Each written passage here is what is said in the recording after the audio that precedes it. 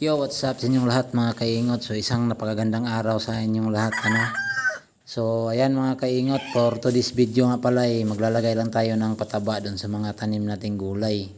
So, ayan mga kaingot, yung gagamitin nating pataba ngayon, organic ho yan mga kaingot. Yung vermicast, organic fertilizer po yan. So, ganyan lang po ako maglagay ng pataba mga kaingot. Ibubudbud ko lang yan dyan sa may puno ng tanim nating gulay. Hindi naman masama yan mga kaingot kahit sa malapit sa puno nyo ilagay yan. Gawa nga ng organic po siya. So ayan mga kaingot, yung nilalagyan natin una ay yung ano natin. Tawag nito yung pipino natin. Ayan. Budbud lang natin dun sa pinakagilid ng ano niya, puno niya. Ayan. Budbud lang natin.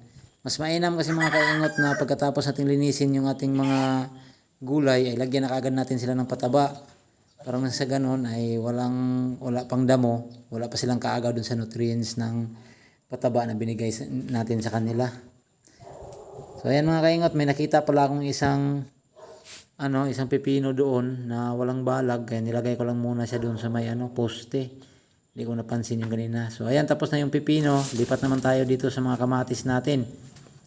So ayan yung mga kamatis natin mga kaingot, no, medyo malaki-laki na silang konti. So kailangan na natin silang bigyan ng pataba para nang sa gayon ay magbunga sila ng maganda. Kasi pagka nagbunga na sila, dyan mas kailangan nila yung mga nutrients para marami yung kanilang ibubunga at marami tayong maha-harvest. So ayan, tinalagay ko lang sa may puno nila yung pataba. Yan, katulad dun sa pipino kanina, ganun lang ginagawa ko talaga mga kaingot. Ganyan lang ako maglagay ng pataba. Yan. Tapos niyan, lipat naman tayo doon sa kabila mga kaingot, no. So ayan pala mga kaingot, tinatanggal ko yung yung dahon na sira, yung mga sirang dahon ng kamatis kasi ang sabi daw pagka hindi mo daw yan tinanggal, mahahawa yung iba. So ayan mga kaingot, dito naman tayo sa mga maliliit pa nating kamatis.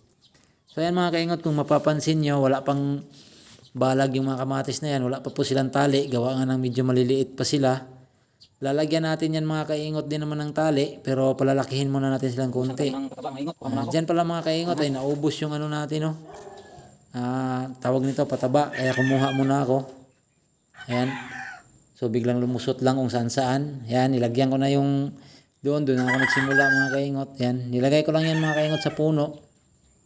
Ayan.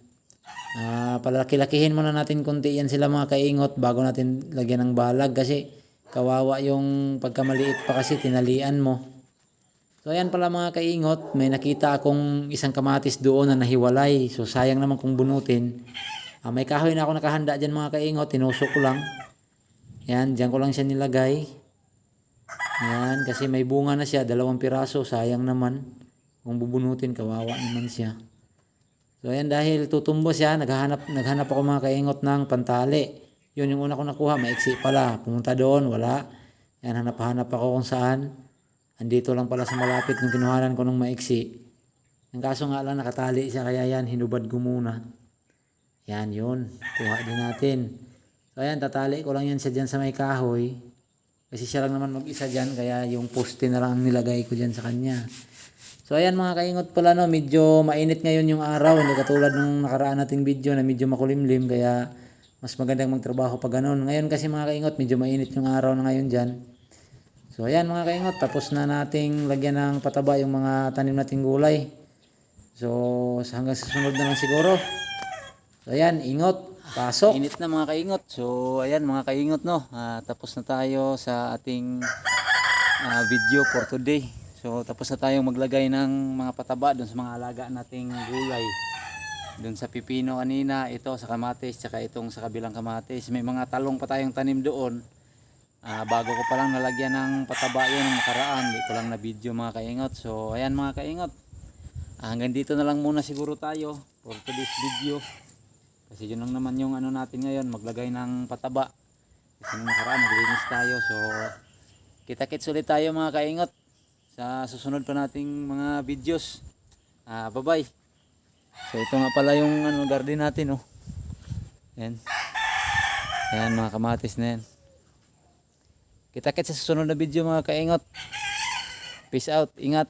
Bye bye.